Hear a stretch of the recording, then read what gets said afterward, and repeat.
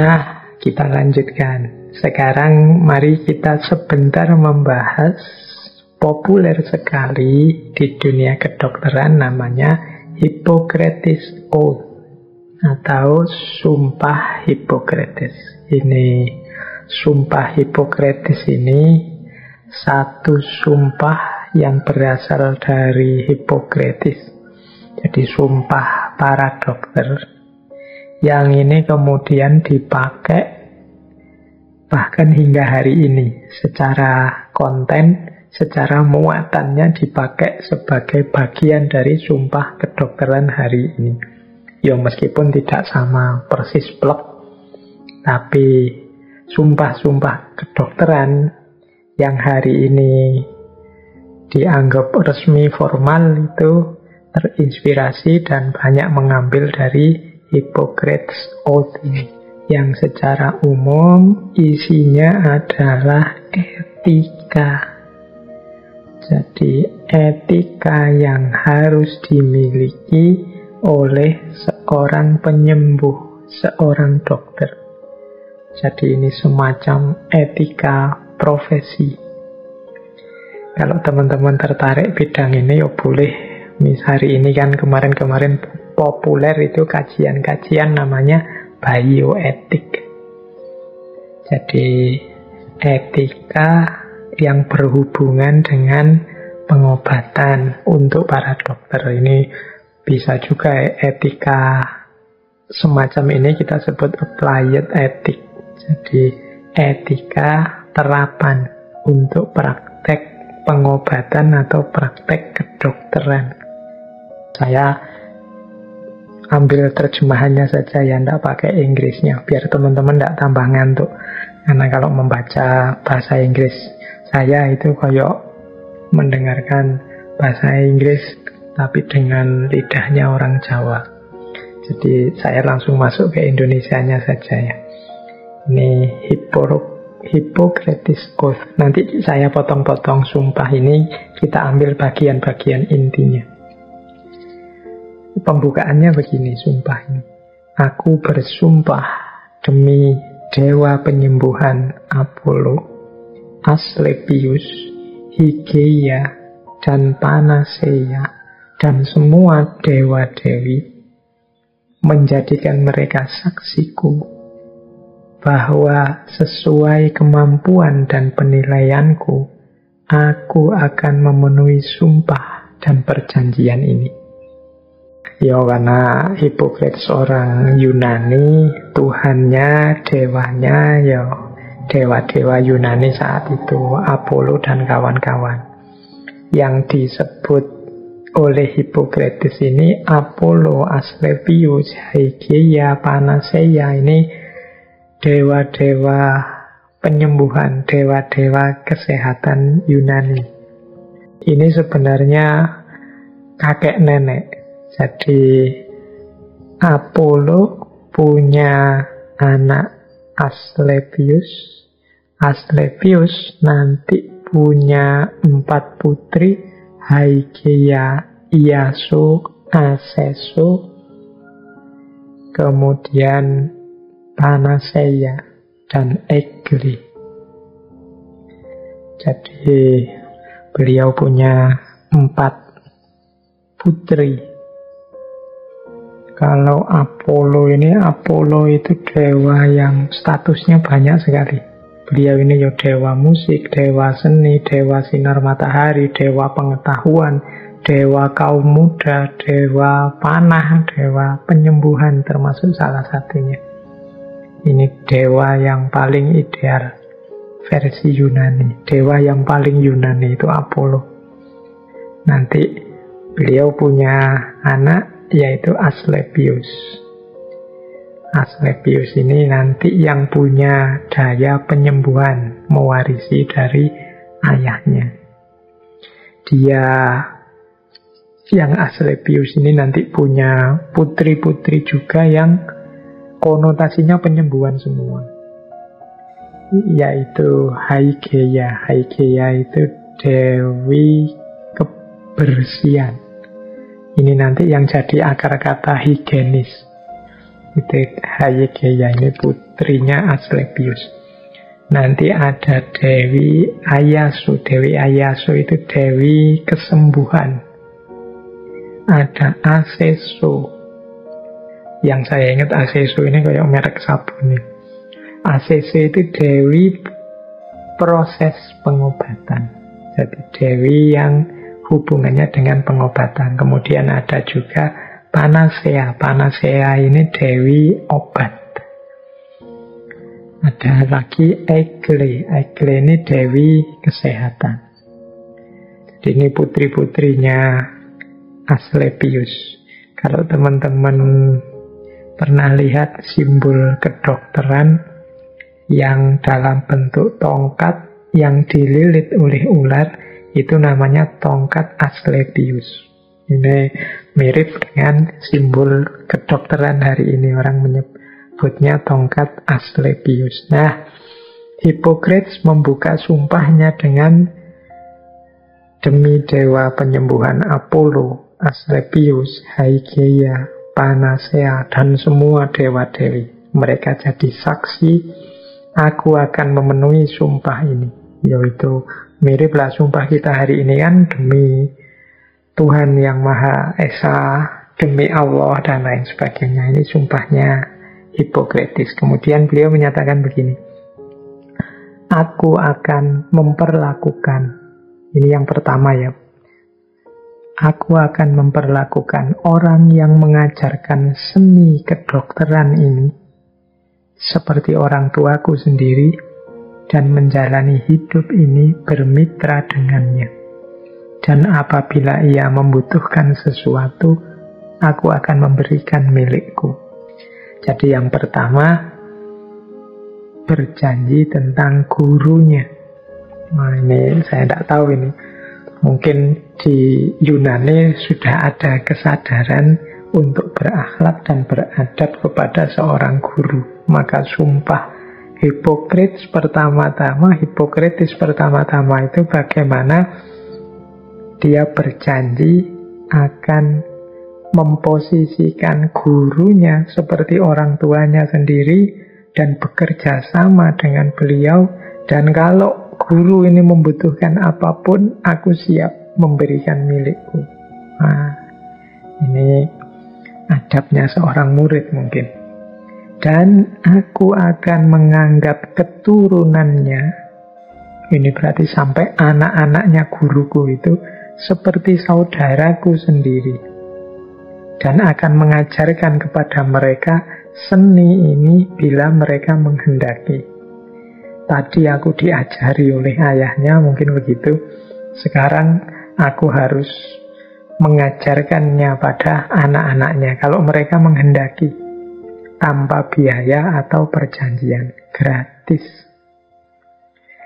Kemudian memberikan pandangan dan tuntunanku dan semua pelajaran kepada anak-anakku dan anak-anak guruku, dan juga kepada murid-murid yang sudah membuat perjanjian dan mengucapkan sumpah ini sesuai dengan hukum pengobatan, dan tidak kepada orang lain. Jadi ini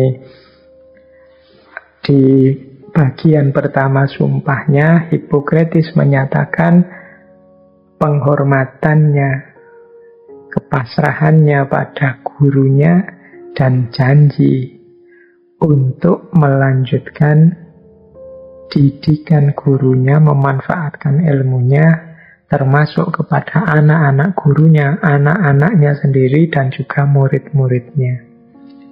Ini sumpah yang awal. Kita lanjutkan kalimat sumpahnya. Ini nanti jadi prinsip-prinsip penting dalam dunia pengobatan. Nah, yang pertama apa? Ini prinsip pertama dari sumpahnya Hippocrates. Di catatan saya adalah prinsip beneficence dan non-maleficence. Prinsip berbuat baik dan tidak menimbulkan kerusakan, mudorot, kerugian. Jadi kalimat pertama, saya akan menetapkan resep pengobatan demi kebaikan pasien saya, sesuai kemampuan dan penilaian saya, dan tidak akan pernah berniat menyakiti siapapun. Ini prinsip pertama bagi seorang dokter. Ya sebenarnya ini bisa dipakai profesi apa saja. Prinsip berbuat baik dan tidak menimbulkan mudorot atau kerugian. Misalnya saya dosen, saya berjanji akan mengajar dengan baik, menyebarkan ilmu dengan baik, dan tidak sebaliknya. Menimbulkan kerugian, menimbulkan kerusakan dengan ilmu saya. Ini prinsip berbuat baik dan prinsip tidak menimbulkan kerusakan. Ini teman-teman boleh mengadaptasikan ini untuk situasi apapun yang teman-teman hadapi, sesuai status dan kedudukan kita. Bahwa pertama-tama kita harus berniat berbuat baik dan niat untuk tidak merusak dan merugikan. Kalau niat saja tidak mau, isinya pasti juga sesuatu yang tidak baik. Niat baik saja tidak, kan mestinya isinya tidak baik. Jadi sejak awal mari berniat baik dan tidak berniat untuk merusak, menjatuhkan. Ini prinsip pertama. Prinsip kedua adalah prinsip respect, menghormati kehidupan manusia. Saya tidak akan memberikan obat yang mematikan kepada siapapun, meskipun saya diminta. Saya juga tidak akan menyarankan rencana seperti itu. Dan demikian pula saya tidak akan memberikan pesarium. Pesarium itu alat untuk menggugurkan kandungan kepada seorang wanita untuk menggugurkan kandungannya. Ini prinsip kedua. Jadi menghargai hidup manusia. Apapun situasinya, saya tidak akan memberikan obat yang mematikan. Dan juga tidak akan menyarankan untuk pasien-pasiennya milih mati saja, tidak. Bahkan tidak akan memberikan alat untuk menggugurkan kandungan. Berarti apa? Menghargai manusia bahkan sejak berada dalam kandungan. Nah, ini sumpah kedua dari Hippocrates. Jadi prinsip respect, menghormati hidup manusia di level apapun, dalam situasi apapun. Kemudian prinsip selanjutnya adalah prinsip mengakui keterbatasan diri. Saya tidak akan mengoperasi, bahkan untuk pasien yang penyakitnya telah nyata. Saya akan memberikan operasi ini untuk dilakukan oleh para praktisi, para ahli di bidang ini. Jadi ini kesadaran diri tentang apa yang dia bisa dan apa yang dia tidak bisa. Ini Hippocrates, sebagaimana tradisi di Yunani, kalau teman-teman membaca zaman itu, untuk mengoperasi itu ada ahlinya sendiri. Jadi ada orang-orang yang memang tukang ngoperasi. Sebenarnya hari ini kan mungkin begitu juga. Ada dokter yang ahli bedah, ada yang khusus ahli anestesi dan lain sebagainya, sesuai keahliannya masing-masing. Jadi karena Hippocrates ini ahli pengobatannya, bukan pada operasinya, dia berjanji untuk saya tidak akan ngoperasi, wong bukan keahlian saya. Jadi dia tahu limitnya, batasnya, tidak nekat, tidak ngarang, tidak mengira-ira. Ini jadi prinsip selanjutnya oleh seorang dokter. Saya bilang tadi, prinsip seperti ini juga mungkin penting untuk kita yang menjadi apapun dalam status apapun. Kita harus sadar siapa diri kita, batas kemampuan, batas kebisaan kita itu sampai di mana. Jadi mengakui keterbatasan diri. Jangan sampai kita nabrak-nabrak, melanggar batas yang kita mampu, padahal kita bukan bidangnya. Jadi makanya untuk malam hari ini saya pamit-pamit. Siapa tahu yang saya sampaikan ada yang tidak cocok dengan teman-teman yang ngerti dunia kedokteran. Nanti kalau ada yang tidak cocok, monggo diingatkan saja. Malam hari ini fokusnya bukan pada teori kedokterannya, tapi pada wisdom-wisdom, kebijaksanaan-kebijaksanaan tentang kesehatan. Versinya Hippocrates. Ya rasanya teori-teori yang disampaikan malam hari ini itu mungkin karena berasal dari era abad ke-5 sebelum Masehi, yang mungkin sudah sangat umum, bahkan mungkin beberapa sudah berubah, sudah difalsifikasi, sudah tidak dianggap relevan lagi. Itu mungkin teman-teman kedokteran yang bisa ngerti tentang itu. Tapi menurut saya prinsip mengakui keterbatasan diri ini penting untuk semua bidang. Jadi kita harus kenal siapa kita, keahlian kita di mana, kita ngerti tentang apa dan tidak tahu tentang apa.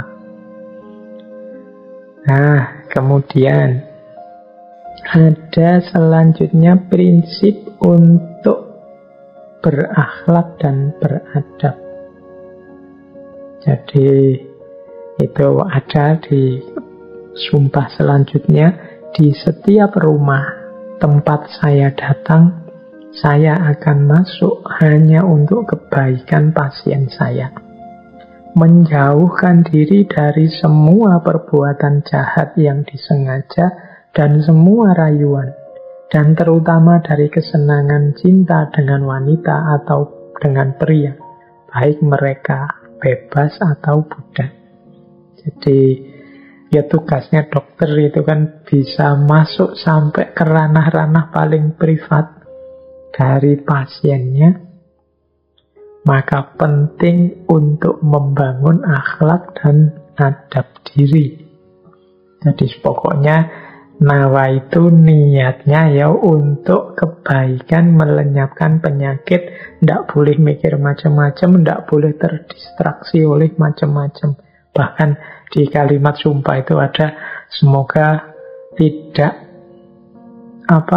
tergoda oleh rayuan, dan juga tidak terjebak oleh kesenangan-kesenangan cinta, berarti hasrat, nafsu, dan macam-macam. Baik dengan wanita atau pria, baik yang bebas atau yang budak. Jadi ini prinsip untuk jadi orang baik yang berakhlak, tidak punya niat jahat, tidak dikendalikan oleh hawa nafsu. Ini penting.